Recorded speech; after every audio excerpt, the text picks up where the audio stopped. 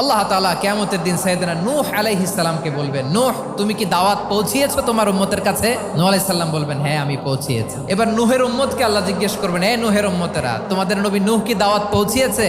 নূহের উম্মত বলবে, না আল্লাহ, কোনো দাওয়াতও আমরা পাই নাই, আপনারাও চিনি নাই, জান্নাতও চিনি নাই, জাহান্নামও চিনি নাই। নূহ আলাইহিস সালাম বিপদে পড়ে যাবেন। তখন আল্লাহ বলবেন, নূহ তোমার পক্ষে কোনো সাক্ষী আছে? নূহ আলাইহিস সালাম বলবেন, আছে। কে?